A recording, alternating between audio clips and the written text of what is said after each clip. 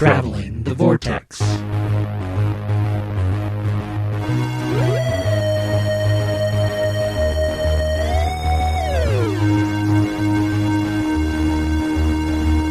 We've joined the Doctor as she travels the Vortex, and Yippee robots, it's episode 410.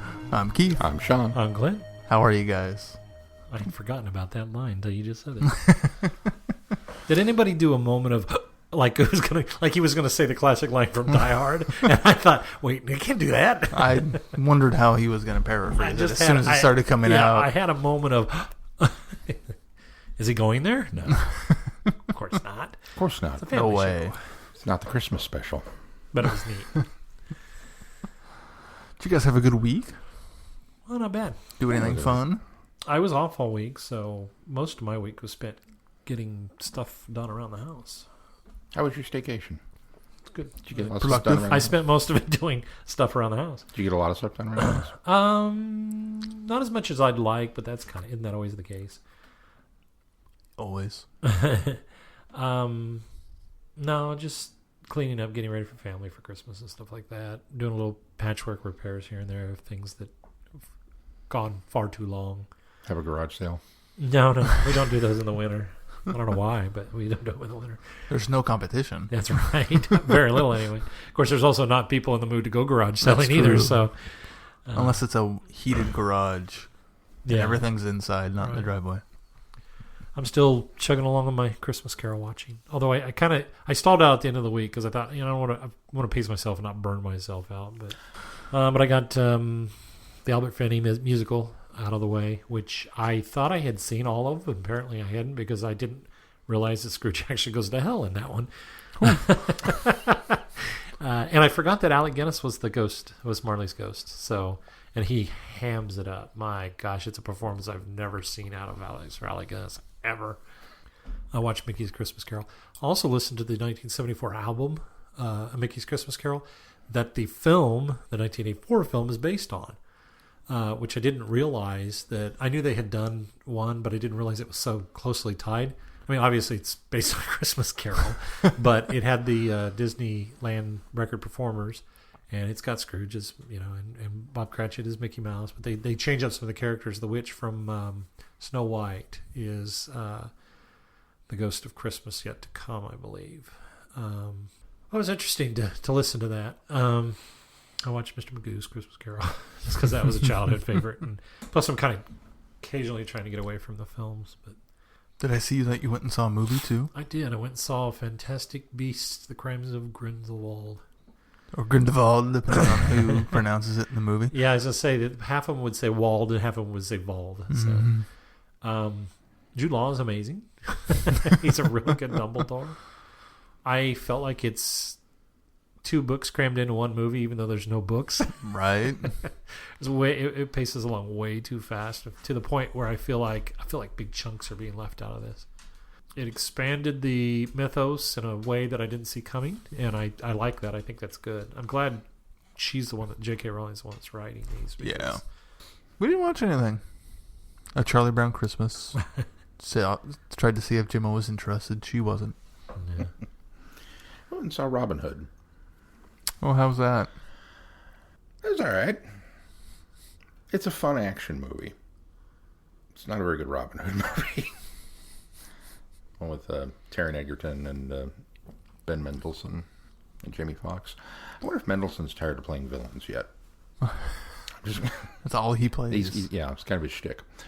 But it's wildly historically inaccurate, but I don't suppose you really go into these things looking for... It's historically inaccurate? Yeah. Considering it's fictional. That version of Robin Hood was historically inaccurate. for even the time frames in which it's purported to be set. I've heard it's pretty inconsistent of when it's supposed to be set. Well, it opens in the Crusades again. Okay, cool. But the Crusaders are invading like it looks like Call of Duty. They're covering each other with bows and arrows, but moving like a squad of. It's steampunk medieval. Yeah, and then they round a corner and get ambushed by a machine gun crossbow. It was all right. See anything else? I started watching The Ballad of Buster Scruggs, whatever the Western is. It's a series of vignettes. They're basically little short films. And so far, none of them have anything to do with any of the others other than their whole Western. And the first one is absolutely amazing. It's a singing cowboy story. And Tim Blake Nelson is hysterical. It's really good. The second one was pretty good. The third one fell off a little bit, but was still kind of cool. And it's full of, Liam Neeson's in it. It's chock full of these people. And it's really kind of it's good so far. All right, well, should we move on to news? Let's. So the BBC have confirmed that Doctor Who will not return for a full series next year, but instead will be back in early 2020. Boo. There's other details that I'm not going to reveal because some could consider them spoilers. Really? Yeah. They announced more than that? Yeah. I guess I didn't read the article. Casting. Oh, yeah. No, we don't want to know that. Of who's going to be in the next season. What do you guys think of the year gap? No, it's tough on a fan, but I don't. It seems to be how Chibnall operates because he would take a year off between Broadchurch seasons also. It's the reality of it, it's how a lot of British producers do, because television over there is a writer's medium. There's fewer people that are working on it and putting it together and making sure that it runs. And at least those of us in America are used to producer-driven television, where you have to have a full 26-episode season, and it comes back 3 months later after it goes on hiatus for the summer. And so we're used to that. And while Doctor Who has been an anomaly in the past, that it has almost been on yearly since 2005. We've had some breaks, obviously, and some excruciating waits in specials years, but I can't fault him, and maybe it's because I'm used to British television and waiting for something to come around 2 or 3 years later. I actually, and when we had a year break between Series 10 and Series 11, right, exactly. I think it allows creative people to cultivate better storytelling and better stories, and if they need a little extra time to do it, we just waited through a long wait for 13 to start, so it's not going to be any different than this past year was. And we have lots of Doctor Who to talk about. Yeah, not going to stop this podcast. I just look at it and I think there is so much Big Finish and books and comics. There's so much Doctor Who out there to keep me occupied for a year that, just, bring it on. Let's take a year off and let's get some really good 13th Doctor series coming next year. Okay, that part I can't disagree with, but I fundamentally disagree with everything you said before. Yes, in America we have the 24 episode season, which I think is a mistake. Which they're getting away from. They're getting away from it finally, which is, thank goodness. And longer gaps too, because it doesn't make sense to try and cram that. We've all had. You've heard the term filler episode. Okay, well, if you have a filler episode, you have a problem structurally with your season, because you shouldn't have to write a filler episode. That means filler. It means you don't need it. So I'm very much in favor of shorter seasons, a 10-episode or a 12-episode season. That's the way to do it. But the annual runtime, I'm fine with. I even the kind of shifting around within the schedule, that this season started in April and this one starts in October and this one's not going to start until next December, and then this one's going to come back in January, and it's going to be almost a year in between. As long as we get it within that year time frame, okay, yeah, I'm going to deal with it, because at least it's still coming. When you have a show like, Sherlock, that takes a break and it's 2 or 3 years before the next season comes out, it feels like you kill the momentum. The show effectively dies, and the fan base is sitting there going, when is it coming? And the non-fan base has forgotten about it and moved on. They're on to something else. And whether you're going to get them back when it comes back is anybody's guess. Now, with something like Doctor Who, yeah, you probably will, because it's a big enough name that it's okay. The fans are going to be there, and the non-fan base will probably come and hang out and go, oh, Doctor Who's back on. But it just, we just had a year off, as you pointed out, and we weathered it because we're fans. But that was because we had a complete changeover. We have a new doctor, we have a new ship, we have a new crew, we have a new cast, we have new everything. I expect them to take a year off because of that changeover. But now you've got all the pieces in place. You shouldn't need another year off. I think you should be ready to go. I think you do. And I think the reason being is because I think when you say you guys should be picking back up in, 6 months, 8 months, not a year and 4 months or 3 months. I think the problem is I think that's a selfish way to look at it from a fan point of view, because these are actors and actresses that want to do other projects. And I think that's the nice thing about the British format is giving them time in between the regular gigs of Doctor Who. It gives them more time to do other projects. I think that's the reason why you see, especially now, the revolving door of actors and characters on American series is they get burned out, or they get tied into a contract where, I can't go off and do this movie, or I expect more money from you because I'm going to stay on and do 26 full season episodes. So I think it's kind of I'm not calling you selfish, but I think that's from a fan point of view, that's a selfish look, and I think I admire the British television performance system where actors have a lot more freedom. That's why you see Martin Freeman in 15 different projects, or Benedict Cumberbatch in 15 different projects, or Dame Judi Dench in 15 different projects, and you get to see her all over the place because they're not tied into a stringent schedule of we have to produce Doctor Who every year and we have to have 13 episodes, the 10. Although you pointed out that it doesn't bother you that it's a shorter season. But I think that I think that you're going to get longevity and better expectations out of your actors when they're happy and they're able to have more freedom to do what they want to do and bring back a really good product. And I don't think any momentum killer is going to stifle that. What will happen is you will have continual burnout of a smaller staff. Like I say, it's a writer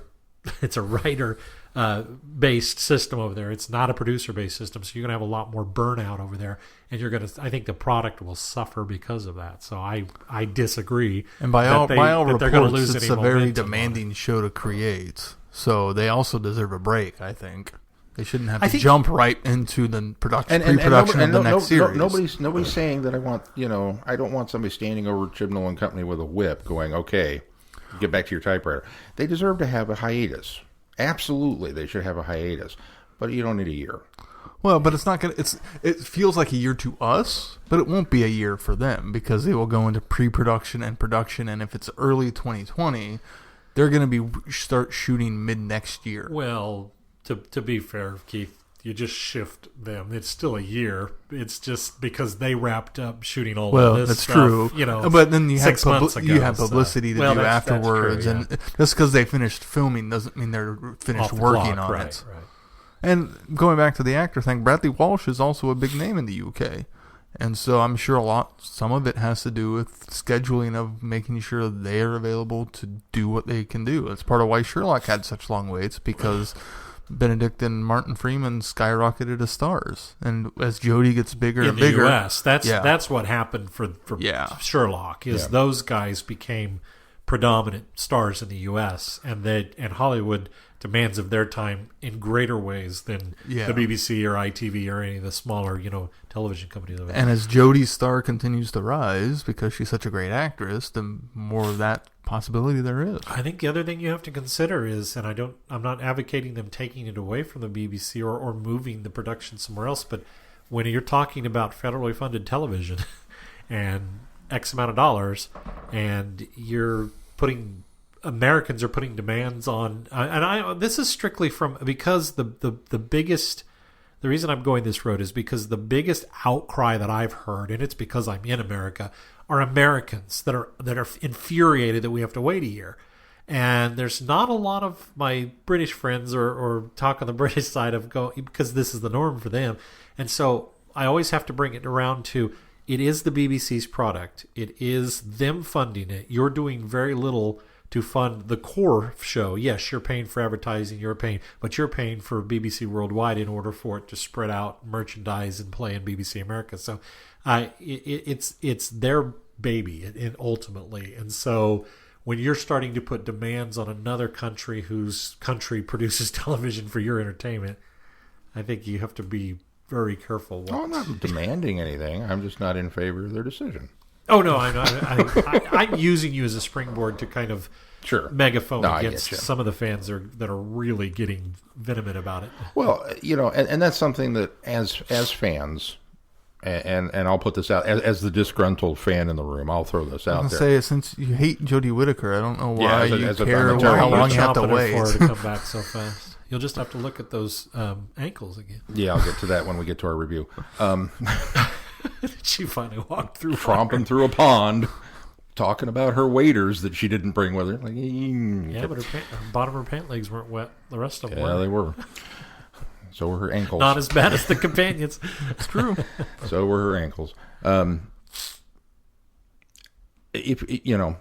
Yes, we're fans. We're going to complain about stuff that comes with the label, but don't be starting petitions. Right. Don't go and call the BBC and say, I'm so angry, I want you to put Doctor Who back on next year. Give them a break, guys. Come on. Besides, that's not going to do any good. Yeah, first of all, they're going to hang up on you and not listen to you. Secondly, a petition, they're going to go, okay. Great, they want us. We can do whatever we want and take as long as we want. You got 10,000 signatures. Big deal. It doesn't do any good. It doesn't matter. You make your voice heard. Well, no, you didn't really do it. It makes you feel better is what it does. It makes you go, look, I've got X number of people that agree with me, and you're all shouting into the void at the same time. Right. The bottom line is the show's coming back. That's what we're happy about because it didn't get canceled. Okay, fantastic. Am I happy that I have to wait a year? No. And for the reasons that I listed, I do. I think it's a momentum killer. I think it, especially coming off of a renewal. Coming off of this big hype for, new Doctor and new this and new that, new logo. I mean, the whole relaunch, it feels like. It seems really weird to me that they would pause and take a collective breath and wait a year. I don't think it makes marketing sense. I don't think it makes business sense. I don't think you strike while the iron is hot. Well, and this, if anything... It feels like maybe they don't have the greatest confidence in the show at this point. That's one of the things that I'm worried about. I don't see where you would get that from because the ratings have been better all this year. No matter how many complaints that people have been... They've still been tuning in to watch. They're still tuning in to watch, and this has still been a better season than Capaldi's season. Oh, yeah. All around, 2 seasons now, all around, so... Yeah, I don't think... No, the numbers are there. I don't think they're worried. It's been in the top 9. Every episode has been the top 9 shows of the week over there, so I don't think they're worried about But in a way, that proves my point, because why would you sideline a top 10 show? To find another They also top don't think 10 of it show. that way. Yeah. They also don't. They just don't approach their TV making as, oh look, this is really popular. Let's make more so we can make tons of more money. Right, because they aren't going to make tons more money on it. They're just going to get the same amount that they get from TV licenses and dole that out to different franchises. Right. I say let them go on break, because I think also what'll happen is if you let them go, I think Chibnall got the visual episodes that he got this year by trimming it back by a couple episodes because he could spend a little more money. I think also give him a year for the BBC to not decide to down their budget in order to give it to something else, that maybe isn't, for at least this is a selfish thing, but isn't as good as Doctor Who. I think when you're talking about money being doled out from the BBC, I think that you're better off giving them a year off so that they can... That's fair. I have no idea how the pie is divvied up. When the BBC sits there and says, okay, we have X number of dollars, we're going to give so much to Come Dancing and so much to Coronation Street, and so much to their. Yeah, I'm probably not even listing shows that are on these networks. Yeah, but Strictly Come Dancing and Coronation Street. And so much of this, and then we're going to give so much to Doctor Who, and you say, well, wait a minute, if I wait until 2020, can I have a larger slice of pie? Oh yeah, we could do that. Okay, if I'm in that room, then maybe I'm looking at that pie, going, well, I'd rather have a bigger slice of pie. So that's true. I don't know how the inner workings of that. And I'm just putting a scenario out there. I'm not sure that that's how it would work either. But it just seems to me that there's a lot more going on behind the scenes. I think that led to that. There's a three-legged sack race on the top floor of Television Center. The best thing that they did, though, I think you were talking about with the relaunch and the rebranding and all this thing. The best thing that they probably did was rebrand everything across the board. So as classic stuff's coming out, as Big Finish is releasing things, as the comic books are coming out, and you see that fresh new logo, that keeps that fresh in the mind of people. That of the series, of the new series, of the TV series that's going on, and I think that helps with their branding to keep that on the forefront. If we still had Diamond logo on things, that may not be as fresh in mind of people. They'd see it and say, "Oh, look, there's that old show." Yeah, that weren't diehard fans. So I think that was a smart thing to do, to change the branding across the entire franchise, so that that at least keeps that logo in mind, and that makes you think of new series Doctor Who. So I think that was a good idea. All right, well, what else? Well, that Speaking logo of classic. And that logo on it is going to be an animated version of the Macra Terror coming in March 2019. Let me get your guile up, though. When you put that DVD in the shelf in the slot where Macra Terror goes, it's going to have the new Doctor Who logo on it. Oh, yeah, it is. Same as the Tom Baker season, so, That's true. if you pull out those individual DVDs and there. put Tom's in, or any of the other seasons that are coming out. There's just one more spine issue there for you, Sean. He'll print off one and slip it in. It'll be all right. I'll make you one up. Well, eventually they're going to release the Omni rumor come true, and they'll all be on Blu-ray. So then they'll all match. Right. Except for Shada. they're always going to keep that one different for some reason.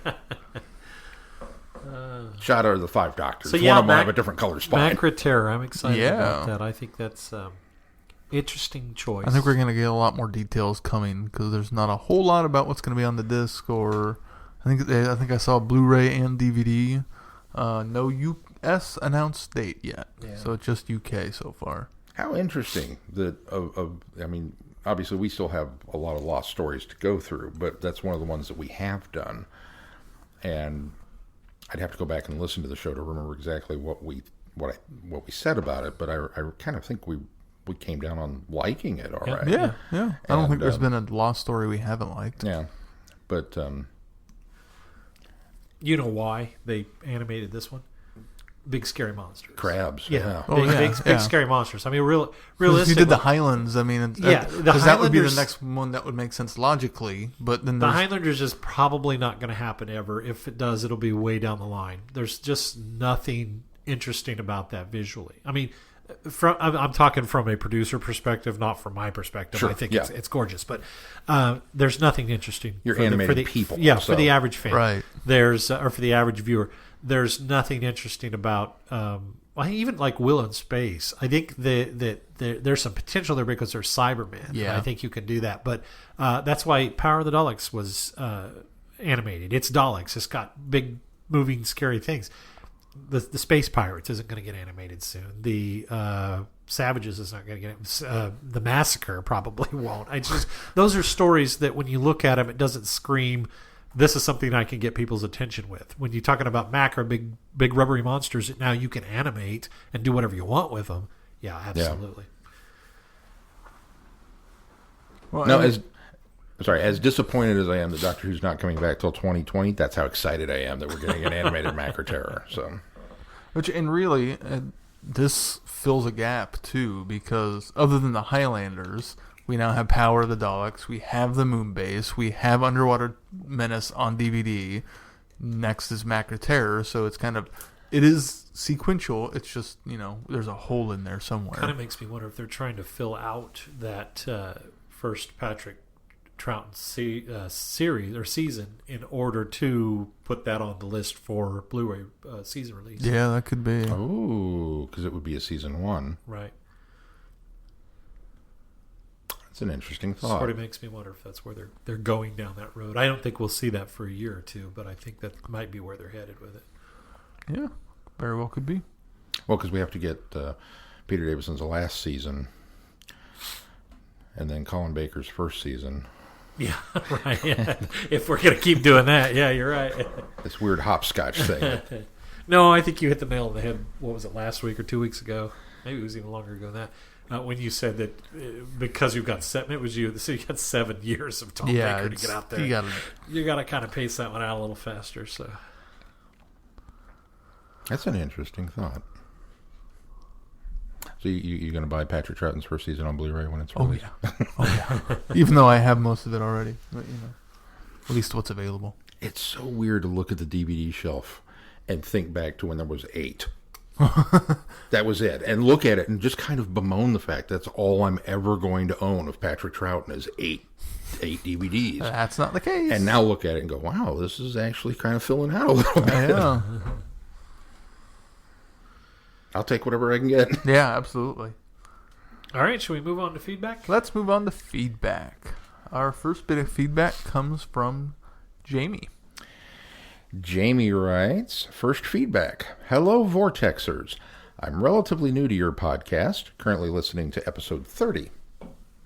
Of the handful of Doctor Who podcasts that I tried out, yours is the third that I've kept going with. The other two are Lazy Doctor Who and Who Back When. It's been fun listening to your theories on things from the vantage point of the future. Oh, God, I hadn't thought of that. How many times have we been wrong? We're probably batting, 10? 10 wrong? No. Nope. Way more. I mean, if 1,000 is a perfect batting average, we're 10. Right. I don't do the sports analogies very well. Listening to your thoughts on Series 6 from 7.5 years into the future is fun. While it will probably... Oh, God. There's even further hindsight than you can even we would have even thought. While it will probably be ages until I get to your reply, unless you send me one separate from the episode, I look forward to hearing it. Jamie, we're coming to you from the future. Don't eat the oatmeal in the cupboard. No, we're coming from the past. Yeah. By the time Jamie gets to this episode. No, this message is in the future. It's in his future. Yeah. It'll be in his future, but in his future. Past. Yeah. So. It'll be too late. Time travel jokes are irrelevant. A little Who background for me. I got into the series with Matt Smith's first season and have since gone back and watched a large chunk of classic Who, all of New Who at least once, read several novels, read all the collected Doctor Who magazine comics, most of the Titan comics, a huge swath of Big Finish. I'm currently watching my way through Doctor Who in order, including the missing episodes, and am in the middle of Destiny of the Daleks. Nice. Wow, he's trucking through it. The only story that I didn't force myself to watch was The Web Planet, which was too weird for me. And that's one that existed. My favorite Doctors are 4, 7, 8, and 10. Although 8 has surpassed 4 and 7 because I've followed him all the way through Big Finish. Nice. I'm not going to skip around on listening to your podcast, so I eagerly await your reviews of Big Finish. If you're looking for ideas for coverage during the gap between seasons, may I suggest Big Finish's Gallifrey series, featuring Leela, Romana 2, and K9 Mark 1 and 2. Also, Sean should consider entering Big Finish's Paul Spragg Memorial Short Trips opportunity next year. This link is for last year's contest, and he included it, which link can include in the show notes, in case anybody else is interested. I'm of mixed opinions on Stephen Moffat. However, I'll leave that rant for another feedback. If you have questions for me, it may be a while because I've got 400 episodes still to get through, unless you send me an email reply. Keep up the good work. Enjoying the podcast. Jamie. Thank you so much, Jamie. I got a question for you. Is Jamie a guy or a girl? I realized that after I said that, and I don't know. So I apologize for making the assumption that Jamie is a guy. But Well, it's I don't because the honestly weird know. thing is because you guys kept referencing he, and when I first read this feedback, I just immediately thought it was a female Jamie. That's one of those interchangeable words, that I guess unisexual because of words. Jamie McCrinnan, I automatically thought of. Yeah, and I think because I know so many female Jamies that I thought just immediately went in my head that it was so coming from the future. I think I can tell you this. I'm waiting to pull up his the the Facebook first account. Oh, okay, good. Because he sent us a message on Facebook. I was going to say too, we could do one of those things where, oh, by the way, let us know if you're a guy or a girl. The first childhood friend I had, Jamie, was a male, so that's kind of okay. I defaulted that way. Yeah. But Looks like Jamie is short for Jameson. All right, there you go. Yeah, but wouldn't that have been fun to say, let's and then in 3.5, 4 years, 5 years down the road, then we would get a reply. Oh, by the way, I'm a guy. not that matters. Nope. There's not a lot of female Jamies anymore. There used to be. Now that I think about it, all the ones that I know now are male. So it's one of those names that. Yeah, I don't know any younger ones.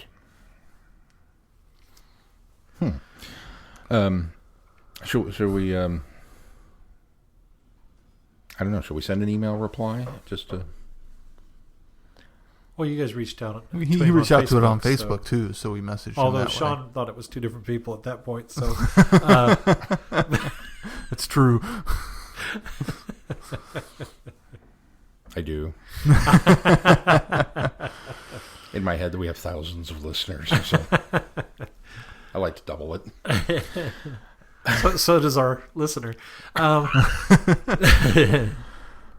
I want to say something pithy about you don't have to listen to us in order. There's just really... It's true, you don't. No, because we jumped all over we the jumped place. all over Yeah. the place and did very little. Although it might be a fun experiment to find out, obviously we lived it in order, but it might be a fun experiment for some people to listen to it, go way back, listen to us in order, just to see how much our tastes or our views or opinions have that's changed. true. I think when you're mainlining a podcast, especially like ours, 410 episodes now, when you're doing, you might be listening to one a day or one every few days or one a week.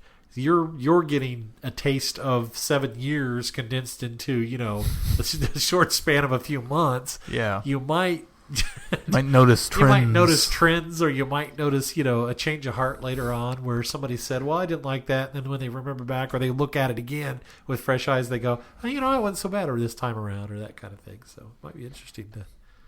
I remember the I'm not going back and listen to all our episodes, but I remember the horn years. yeah. We discovered the Price is Right horn, and it seemed like every story got it for like 3 or 4 weeks. Just from you. Yeah. We got sound effects. And the golden bow tie. The golden Remember bow tie. those days? All right. Reminiscing aside, who else do we have? We have feedback from a longtime listener, Holly. Holly writes, "Hey all, what a season finale, and we get a callback to the very first episode of the season with Tim Shaw. Leave it to Tim Shaw to take advantage of a situation and try to get payback. Loved Graham's little nod to Die Hard. Was also chuckling when Graham was telling Ryan not to tell the doc that he shot Tim Shaw in the foot. Also loved the fist bump Ryan and Graham shared. I don't think she's going to mind that all that much. Here's hoping that Tim Shaw won't break out of the stasis station anytime soon. The doctor calling Ryan, Graham, and Yaz her fam at the end had me grinning ear to ear. The previews for next year for the New Year's Day episode looks really good. I'm a little bummed that we won't be getting new episodes until 2020, but we've gone a year before and we can do it again. I'll wrap it up here. Holly from Wisconsin." Thank you, Holly. All right, Sean, so that means you have to do a feedback song. She sent one in every episode this week. Yes, she did. Well, apparently he put a caveat. She has to send one for the New Year's episode. too. I have no doubt she will. He put so he should go ahead and do the song now. Well, no, I'm saying he's got Oh. 3 weeks to write the I've got- song. Yeah, I've got that's 3 right. weeks And I to write expect it it. at New Year's. That's Yep. right. That's right. As does Holly. Yep. Yeah. All right. And I will get your gift in the mail, Holly, because you completed the challenge, and That's right. we'll get you something cool out of the prize vault. All right. Well, shall we move on to our review? Let's. Well, before we do, if you want to send us feedback like these two did, you can send it to feedback@travelingthevortex.com, or if you're on our website, travelingthevortex.com, listening to this this podcast, you can. Because some of those older shows, you have to go to our website. The only way you can go to do it. Yeah. You can just click on the Send Us Feedback tab and pull it up right there. Hey, Jamie, how did you find us? Let us know. Send us some feedback. In 400 episodes, we'll find out. 4 years later. Kind of legit. That's our version of analytics. All right, on to our review. On the planet of Ranskoor Kolos lies the remains of a brutal battlefield. But as the Doctor, Graham, and Yaz and Ryan answer 9 separate distress calls, they discover the planet holds far more secrets. Who is the mysterious commander with no memory? What lies beyond the mists? Who or what are the Uks? The answers will lead the Doctor and her friends toward a deadly reckoning. Bum, bum, bum. Mostly. Sean, what'd you hate about this episode? I hated the fact that the plot felt like it was kind of just blatantly ripped off from Pirate Planet and Stolen Earth for Journey Home. Journey's End? Journey's End, that one. Really? Yeah. Okay. I didn't get that at all. I got Stolen Earth, Journey's End, yes, I got. Oh, I got the. Oh, they even referenced it. I got the. It's been too long since I've seen Pirate I got Planet. the Pirate Planet vibe when they talked about the planets being stored in the little crystal things. Oh, okay. And yeah. so but I got that vibe, but it wasn't like I didn't go, oh, you totally ripped out. I got okay. That's Well, just the fact that I mean, the rest of the story is completely different. It's not a crazy megalomaniac guy that's wanting to be. Well- oh God! Wait a minute. by the way, called it. I like the idea of a very worthless villain coming back and suddenly being in a position of great power, and it really being the Doctor's fault that they've attained this. It would be the equivalent of if Syl suddenly was Emperor of the Universe, and it was like, oh, wow, I kind of screwed that up. And as fans, we'd all be going, what? That they suddenly made this quivering comic relief character fun, menacing. I wish it hadn't been Tim Shaw, because, man, he sucked as a villain in the first episode. And quite honestly, he kind of sucked as a villain in this one. He was really scenery chewing. Yeah, give him the Darth Vader mask and let him go. Okay.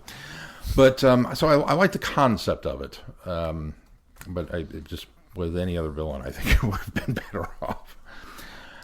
I like Mark Addy. So I wish Mark Addy would have had more to do. Yeah. And more of the story would have focused on Mark Addy. I think that's my problem with it, is there were such great ideas, and I like the setup so much that once the Tim Shaw reveal comes, it feels like it's okay, we're just going to tie up this loose end now. And it feels like we drop everything else to do that. And since I didn't care about Tim Shaw the first time, I didn't care about him this time. Even with the Ox, who was such a cool idea for a species and could have been very interesting exploration of what they do and how they do things and how they live so long and all of this other stuff that they just barely scratched the surface on because, Teeth Face needs power. Yeah. You're not wrong. I agree with that. I was genuinely worried once again that they were going to do something bad with Graham. I did like the fact that while Graham got closure a bit last week, I like that it really feels like they have complete closure between him and Ryan on Grace's death. I feel like that is now fully behind us, and while it will I'm sure we'll get callbacks and references because, it's the two of them together, and there's always going to be that there, but it doesn't feel like it's going to be as heavy moving forward anymore. And I appreciate that. Yeah. I appreciate the fact that he warned the doctor. Just flat out. If I see him, I'm going to kill him. And the doctor not quite responding the way I would have expected. I thought we'd get a bigger speech. I thought we would have got a bigger not talking down moment, but a bigger building him up moment. That you're better than this. Or at the very least, a pulling Ryan aside and warning him, don't let him do anything silly. I think she knew that he wouldn't be able to go through with it. Maybe. Because she told him to go back to the TARDIS, but she wasn't very adamant. She could have really convinced him or forced him somehow to go back, and she didn't. See, I don't know. I think she had a potentially false hope that he wouldn't do anything. And ultimately, it paid off that he didn't. But I think she had some doubt in her mind that he might crumble too. So I don't know, the way it was played off anyway, it made me think that she was kind of second guessing whether to get more adamant about him going back to the TARDIS or not, but also respecting him as a person, realizing I can't force you to do anything. And so I kind of get the impression that she was a bit torn as to whether she believed ultimately he would do something or wouldn't. But at least that's the way it was portrayed to me, or I felt it was portrayed. It almost would have been interesting if she had sent him back to the TARDIS, thinking that would have sidelined him. And then later in the episode, when she calls the TARDIS with the remote, and then actually winds up bringing him into the middle of the, oh, maybe that wasn't such a good idea. I don't know. Maybe that would have been a cool. But anyway, I'm ultimately happy with the way it turned out. When they finally get the confrontation, and Graham is actually kind of badass about it, which was cool. And Tim Sale, he says, "You killed my wife," and Tim Sale says, "Good." There's a brief moment there where you're kind of like, I'll just go ahead and shoot him. Yeah. You know? I thought the same thing. But the problem is, Tim Shaw is such a worthless villain that I couldn't even be that mad at him. I really was just like, nah. Like if they had built him up better, if he was a worthwhile bad guy, I should have been salivating over that. Get him, Graham. I should have been siding with Graham at that point. To want this guy dead. I should have really been struggling with I want you to shoot him, and yet I know you can't. Because I'll really be heartbroken if you do. And instead I was like, just because don't waste your energy on this guy. He's so worthless. So then they shot him in the foot, and it was kind of like, okay, yeah, that'll work. It's, comic relief, because that's what he is. He's just such a worthless bad guy. Which again seems odd that we have this, and I think that's maybe tonally is why I go back to Pirate Planet, because not only do we have I was teasing earlier, it very much had a lot of the trappings of a Pirate Planet. Even the fact that the planet being weapon, and even to the point where how you had to get from the planet itself to the temple. It just had that vibe of going through the whatever that transduction tunnel was, or whatever it was that they had to get to the ship. Yeah, I saw all those little glimpses too, and I thought, oh wow. But to me, it was more. I wasn't soured on the fact that I thought, oh, you've stole this. It was more of I kind of feel like you were channeling this as much as maybe more so or less so than Mark Gatiss was doing with Victory the Daleks. Writing an homage to Power of the Daleks. So. Right. Yeah, maybe it was meant as an homage. Maybe I should look at it that way. Because just tonally putting that much.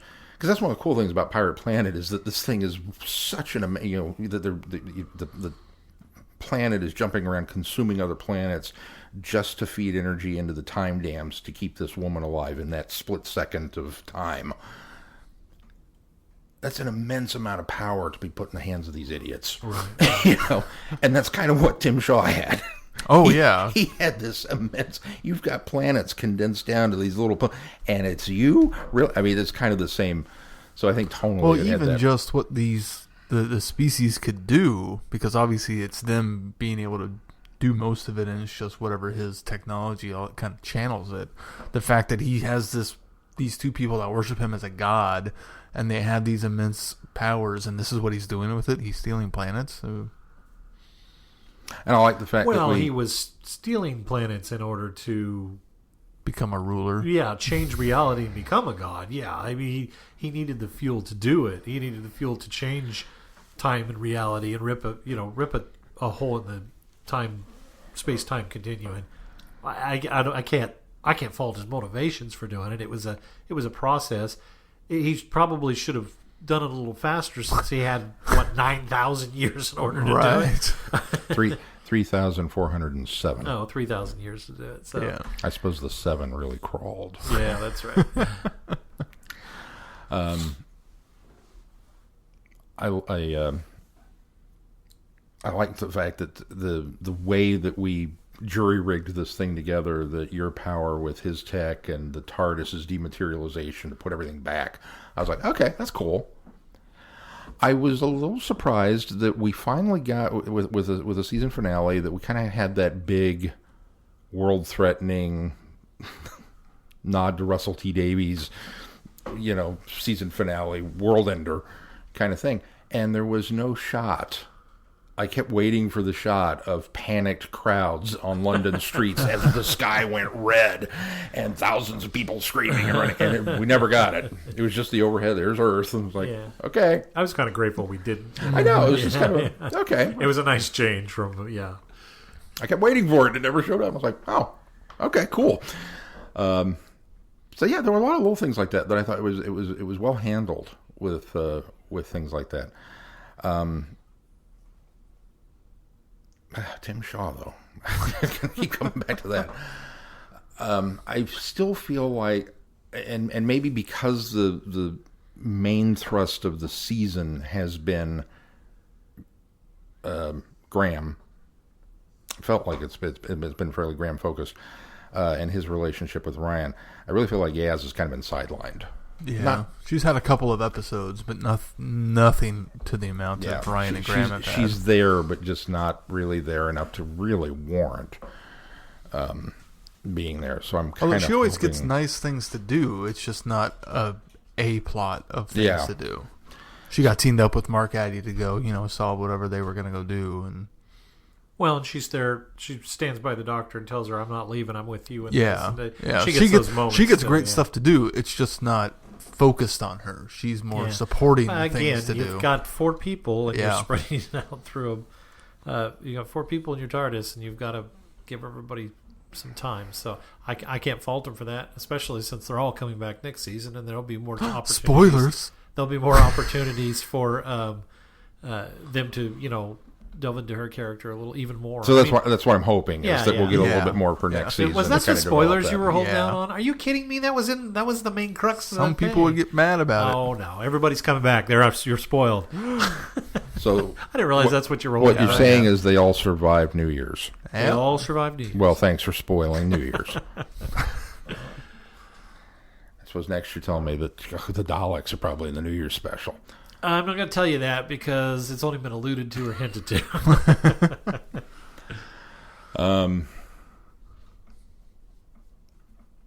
Well, especially next season, since I think a lot of the Grace storyline is done, I think they'll have a bit more time to focus on Yaz.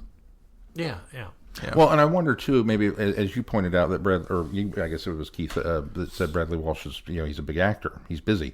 Maybe the series was written around his availability, and knowing that he has something else lined up, that they crammed more Graham into this season, knowing that maybe they weren't going to have as much of him next season. That could be. That I suppose could be a possibility. So we'll have some Graham light episodes next year. I don't know, I guess Wild next speculation. Year. Yeah, Yeah, it's that all is wild wild speculation at this point. But Actually, no, it's fact and true and leaks. That's how the internet works, right? Right. We say it and it's We accurate. say it, and it's true. it's fake news.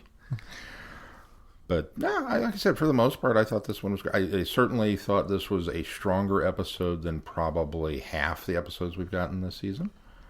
So it's up there in the top half. It was a good way to end the season. Ended on a high note for me. So. See, because of the Tim Shaw stuff, I think I'd probably put it in the latter half. I think the first half of the season was a little bit stronger for me, and basically all the way up to Demons at the Punjab, and then it started kind of going down a little bit.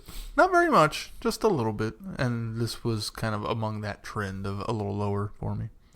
This was one of my favorites of the season. I really enjoyed this story. I think a little bit because I went into it going, hey, this is very reminiscent of what did they do with the Pirate Planet. And so I think maybe I went into it going, oh, this is neat. These are concepts that I'm familiar with, but they've changed, scenarios and things like that. I liked Mark Addy. I love anytime he shows up in anything. I love him. I do agree that I think that he could have been utilized a little more. But I thoroughly enjoyed the concept of the character losing your memories because of the way the planet, the physics and the fundamental elements of the planet. The fact that all of these, you find out later that all these fleets came here in order to stop what was going to happen here, and none of them could. I wasn't even bothered by Tim Shaw. I agree. In the first episode, I really felt that he was kind of a weak villain, and I kind of wondered what they would do with him. I thought that this was much better than anything I anticipated they would do with a weak villain. I thought plopping him on this planet where you have this race of two people that structurally believe in everything is about their faith, and to plop him down and them misguiding them as him being this creator that they believe in but have never seen, they only serve, tricking them and duping them. That was a great concept. And something that I think was very much in the character of Tim Shaw to do. And so that worked for me. Yes, I agree. I think maybe the characterization was a little over the top of scenery chewing, but I almost expect that from that megalomaniac persona in anything that I watch that figure in. Well, and in fairness too, because he's covered in latex, you have to emphasize everything. Yeah. Go bigger. So I was okay with that. I did recognize that it was happening, but I was okay with that because I really felt like this is that big climactic series finale. So you've got to kind of have maybe somebody a little over the top. You need a John Sim doing the Master in End of Time. It's not like Davros ever overacted. Well, yeah, right, exactly. So I was quite all right with that. I liked the whole heroism thing, and I think the Graham thing was amazing because at the beginning of this episode, I really kind of felt like there was a chance he was going to go in there and try to kick his butt and kill him. And the way that Bradley Walsh portrayed it made me believe that he really was convinced himself that he wasn't going to hold back, that he was getting his revenge. And even though in the back of my mind I kept thinking, I don't think he'll be able to bring himself to do it. It was nice to get to that realization when he finally realizes, I can't do it because I am, the better man. Or the flip side of that I was also worried about is that he would rush in and try And die. Yeah. And that they would kill him off. That was She even has that line, if you even survive. Yeah. Which almost felt like foreshadowing, which I'm glad it wasn't. Yeah, I was worried about that too. I was never too concerned about that. But I don't Only because you knew they were coming back next season. No. I didn't know that until today after, and I saw the episode yesterday. So okay. Yeah, no, I knew that after. So and then I like the little Ryan and Graham moments. I'm glad that Ryan had the conversation with him and really was kind of I think he was the convincing factor. I think he said enough to make Graham realize that ultimately he's not that kind of guy, and that even though and Graham having the conversation, what Grace was, she was tough, she was tougher than you or I. Just the interplay between the dialogue there and the relationships, I thought was really, really good.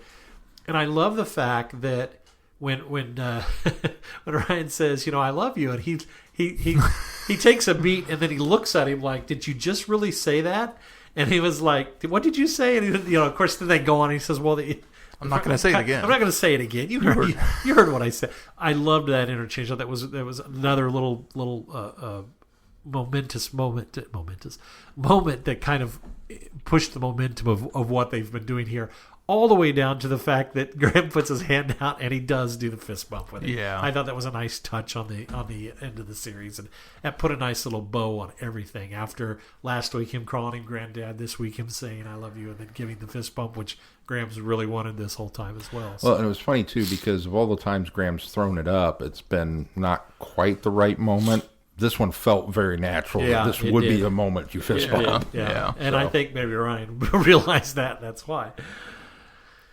No, just overall, I enjoyed it. I had a lot of fun watching it. I thought it was really intense at times. I wasn't sure what was going to happen, but it was, there was some predictability to it. But overall, it had some surprises to it. So I liked the two actors that played the Ox. I liked Ox.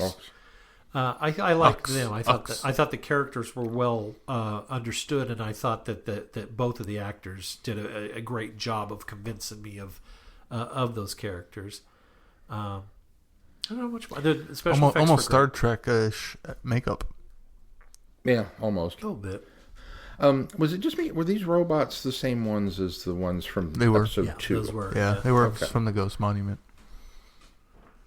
So it's weird that we had an element from episode 1 come back and an element from episode 2 come back. Remember the Stenza were behind everything Yeah. in episode 2, It was which his is the race. species. Yeah. Oh, that's right. It was Tim Shaw's wasn't it? race. It was behind the It just elements. wasn't him specifically. Gotcha. Right, You're right. I'd forgotten that. Oh, So it's his tech. That makes sense. Yeah. Okay, Yeah. I'm with you now. it was a good story. I liked it a The lot. guns were the same too. That was a moment I couldn't decide if I liked or not when they got caught with the robots on both sides and then ducked and they shot each other. It's kind of like, It was very Doctor Who, though. yeah, I'm going to allow it. But I was kind of, I enjoyed that part. Kind of that cliche, but done funnily. Yeah. If it's done with the right amount of levity to it, I think it works. If it's done in a really deep, serious situation and it's done and then it's not played for maybe the lightness that's implied, I think it's done wrong. And so I think this time they did it right because they certainly did. It came off okay. All right. So, Okay. anything else to say about this story? I think overall I've enjoyed this season. I've enjoyed Jodie Whittaker, and I've Jodie really Whittaker enjoyed and the companions continue to shine no matter what the episode is. her calling him fam finally too was Yeah. was a neat moment. I like the. I wonder if it'll be a thing now. The remote. I can't remember what she called it. The remote call. That brought the TOTUS. The TARDIS. Yeah. That was last week. Yeah, the TOTUS. You know what I really enjoyed was when she walked into the TARDIS and did the clap on. Yes. The doctors installed a clapper in the TARDIS. Which you need. I mean, really. Who has time to run all the way to the console? Oh, stuff of infomercial. And then legends. when they walk in, the Ux and transcendental. A lot of great humor in what normally would be a very serious episode. Absolutely.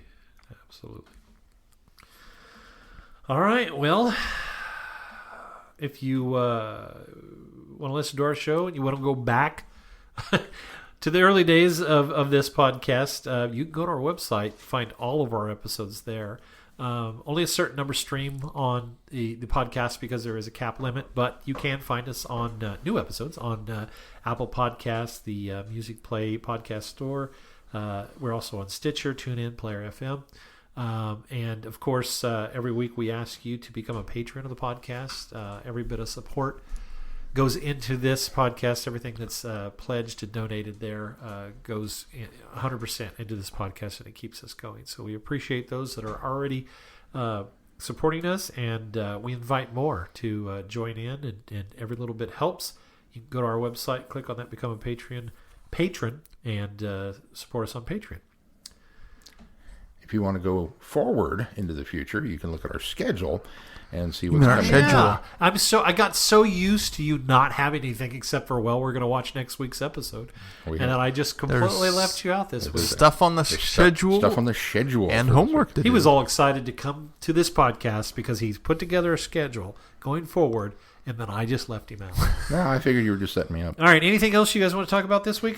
Yeah, the schedule. If not, until next week. No, I'm just kidding.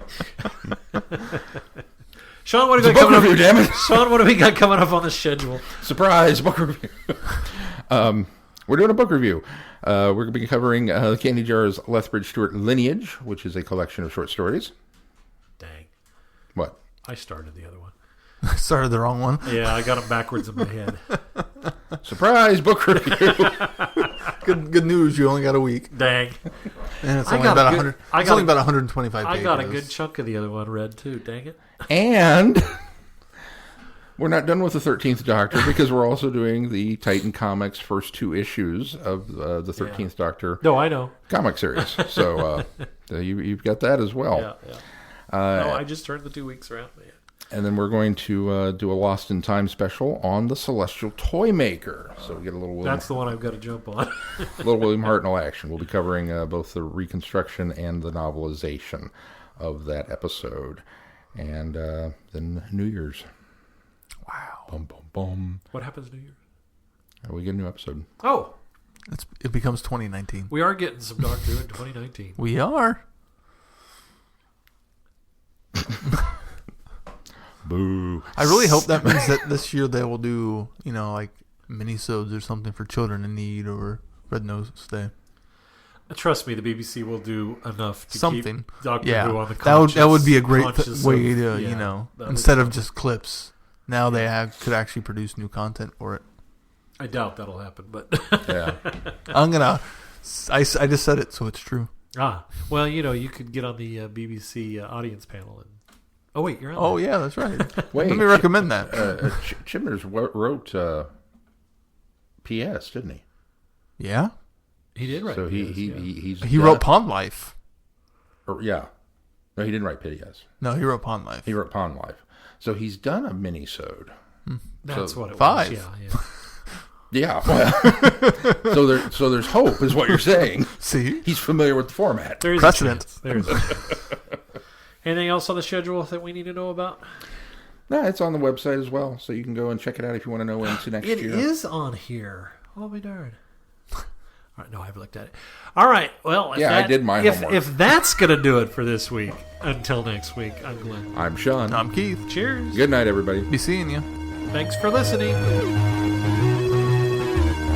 You have been listening to Traveling the Vortex. Doctor Who and all of its associated programs are owned and trademarked by the BBC. No infringement is intended or implied.